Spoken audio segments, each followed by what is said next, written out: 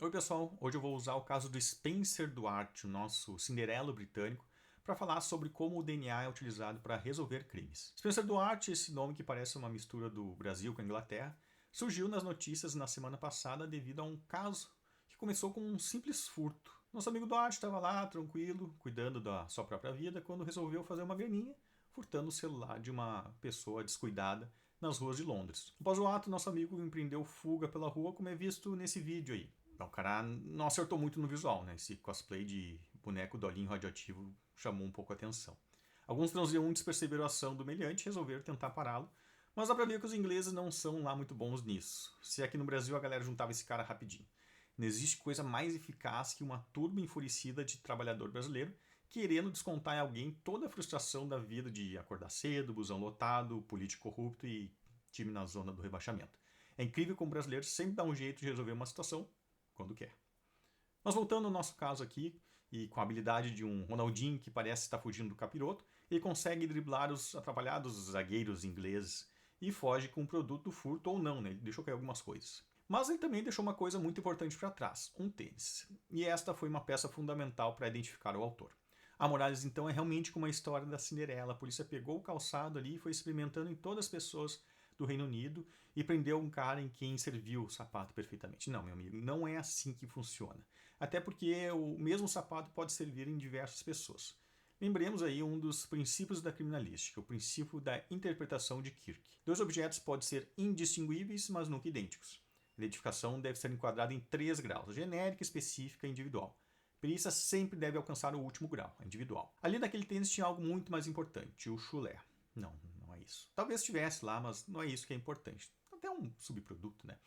Mas estou falando do DNA. Edmond Locard, um dos cientistas forenses mais importantes que já existiu, disse: todo contato deixa uma marca. Quando usamos uma roupa ou um calçado, vamos deixar elementos do nosso próprio corpo ali: pelo, suor, tecido epitelial. Tudo isso contém DNA. O DNA, sigla para ácido desoxirribonucleico, é um tipo de ácido nucleico que possui destaque por armazenar a informação genética da grande maioria dos seres vivos. Ou seja, ele pode ser utilizado para identificar a pessoa de quem veio aquele material. Ah, mas pelo sem bulbo só contém DNA mitocondrial e não pode ser utilizado para isso. Tá, não vou entrar nesse detalhe porque tem um vídeo aqui no canal explicando sobre isso. Mas no caso que eu estou analisando, as notícias não dizem que havia DNA do suspeito no tênis e isso foi suficiente para identificar. Se era proveniente do suor ou de uma pelezinha que caiu de uma frieira do dedão dele, não sabemos. Sim, o corpo humano é nojento. Então quer dizer que é que nem no CSI que eu vi na TV, Morales. Lá no nosso DNA tem nosso nome, endereço, telefone, redes sociais. Não, meu amigo. Ele vai servir como método de comparação, como em muitos outros exames da perícia. Tá, temos DNA de alguém. Então precisamos descobrir a quem ele pertence. Pode-se recorrer a uma comparação de suspeitos.